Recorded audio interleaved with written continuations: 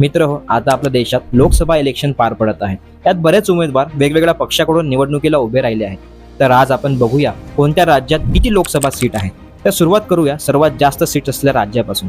उत्तर प्रदेशमध्ये 80 सीट्स आहेत, महाराष्ट्रामध्ये 48, वेस्ट बेंगॉलमध्ये 42, बिहारमध्ये 40 सीट्स आहेत, तामिळनाडूमध्ये 39, मध्य प्रदेशमध्ये 29, कर्नाटकमध्ये 28, गुजरातमध्ये 26, राजस्थानमध्ये 25, आंध्र प्रदेशमध्ये 25, ओडिसामध्ये 21, केरळामध्ये 20, तेलंगणामध्ये 17, झारखंडमध्ये 14, आसाममध्ये 14, पंजाबमध्ये 13, छत्तीसगड 11, हरियाणा 10, उत्तराखंड 5, हिमाचल प्रदेश 4, गोवा 2, मेघालयमध्ये 2, अरुणाचल प्रदेशमध्ये 2, मणिपूर 2, त्रिपुरा 2, सिक्कीम 1, नागालँड 1, मिझोरम 1 आणि याशिवाय केंद्रशासित प्रदेशांमध्ये बघायचं झालं तर दिल्लीमध्ये 7, जम्मू काश्मीरमध्ये 5, दादर नगर हवेली आणि दमनमध्ये 2, अंदमान निकोबार, लडाख, चंदीगड आणि लक्षद्वीप पॉंडिचेरीमध्ये